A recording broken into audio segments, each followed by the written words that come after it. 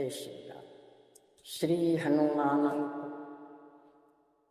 प्रत्यभिज्ञा शक्ति के प्रकृष्ट प्रतीक श्री हनुमान जी मनुष्यों की तो कौन कहे, देवताओं में भी प्रत्यभिज्ञा शक्ति, पहचानने की शक्ति, सूक्ष्म शक्ति का प्रायः अभाव देखा जाता है। वृत्रासुर में भगवत भक्ति है, यह बात देवताओं के भी राजा इंद्र को तब ज्ञात हुई जब देवासुर संग्राम में वृत्रासुर ने भगवत स्मृति से सर्वतः संकुल होकर अस्त्र शस्त्र फेंक दिए और वह भक्ति भावना में करुणाई स्वर से भगवत दर्शन के लिए व्याकुल होकर प्रार्थना करने लगा। अजात पक्षा इव मातरम खगा स्तन्यम यथावस्तरा क्षुधाता प्रियं प्रियेव व्युषितं विष्णा मनोवर विदांच दिदृश्यते त्वाम। गजस्तम स्वभाव वाले वृत्तासुर में सहसा सात्विक गुण का गौरव गर्भित उदय देखकर इंद्र को विवश होकर कहना पड़ा। अहो दानो सिद्धो वश यस्यते मतिरीदृशी, अर्थात हे दानो, मैं नहीं जानता था कि रजस्तमो वृत्ति वाले तुम में इतनी अचल अटल सात्विक भावना का प्राबल्य हो सकता है। तुम तो मुझसे भी आगे निकल गए। इसी प्रकार भगवत भक्त अम्बरीश को महर्षि दुर्वासा कहाँ पहचान सकें।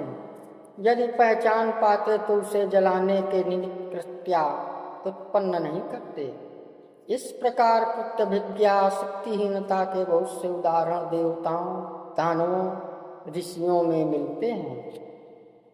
किंतु जब हम श्री राम भक्त हनुमान जी महाराज की प्रत्यभिज्ञा शक्ति का विचार करते हैं तो स्पष्टतया विदित होता है कि उनमें व्यक्ति को उसकी आकृति देखते ही पहचान जाने की विलक्षण शक्ति थी। इसीलिए उन्हें बुद्धिमतां वरिष्ठम यह विरुद्ध दिया गया है। सुंदरकांड में उनकी प्रत्यभिज्ञा शक्ति का पूर्ण परिचय मिलता है। पूर्व परिचित अथवा पूर्व दृष्ट शुद्ध स्थान और व्यक्तियों को एवं उनकी विशेषताओं तथा दुर्बलताओं को पहचान लेना सहज साध्य है, कष्ट साध्य नहीं। किंतु जिस स्थान अथवा देश विशेष में कभी देखा सुना नहीं, सर्वथा नवीन उस देश विशेष के लोगों की आभ्यंतर प्रकृति को जानकर स्वामी के कार्य को बना लेना प्रकृष्ट प्रत्यभिज्ञा शक्ति का प्रबल परिचायक है। रामायण में भगवान श्री राम के अति निकट रहने वाले कितने ही पात्र हैं जो उनके स्वभाव को नहीं पहचानते। सहोदर, भ्राता, श्री लक्ष्मण के विचारों और भावों के श्री राम से टकराने के बहुत से उदाहरण हैं। किंतु श्री हनुमान जी तो किष्किंधा में पंपा सरोवर पर जब श्री राम से प्रथम बार मिलते हैं तभी श्री राम को प्रत्यभिज्ञा शक्ति से इतने अधिक प्रभावित हो जाते हैं कि उनके श्रीमुख से यह शब्द निकलता है, बहुव्याहृतानेन न किंचित पशब्दितम। श्री राम लक्ष्मण जी से कहते हैं कि श्री हनुमान जी ने कितनी सुंदर अर्थ भाववती किंतु शब्दतः अल्पीयसी वाणी में अपना अभिप्राय कह दिया। और सबसे बड़ा गुण यह है कि उनके भाषण में एक भी अक्षर व्यर्थ अथवा निष्प्रयोजन नहीं प्रयुक्त हुआ। लंका में प्रवेश करते समय जितने विघ्न उनके सम्मुख आते हैं, उतनी प्रत्यभिज्ञा शक्ति के प्रभाव से वे उन सब का मर्म समझते हुए आगे बढ़ते रहे हैं। सुरसा राक्षसी लंका आदि को प्राप्त करने के बाद जब वे अशोक वाटिका में पहुँचते हैं तो श्री सीता जी को देखते ही पहचान जाते हैं। श्री वाल्मीकि जी ने कहा है, ताम विलोक्य विशालाक्षीधिकम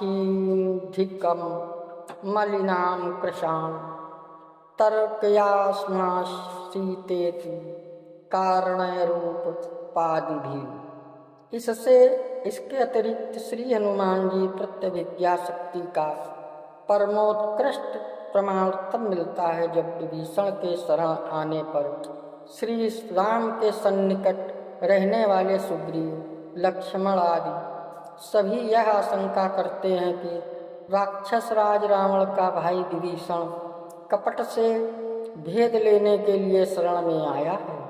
समाश्रित भाव से नहीं, सभी पार्श्ववासियों के विचार जानने के बाद जब भगवान श्री राम हनुमान जी के मुख की ओर उनका अभिमत जानने के भाव से देखते हैं, तब वे स्वाभाविक रूप से सहज भाव के साथ अपना अभिप्राय, जिसका आधार प्रबल प्रत्यभिज्ञा शक्ति है, बताते हुए कहते हैं कि विभीषण को जैसा बताया जा रहा है वह वैसा नहीं है।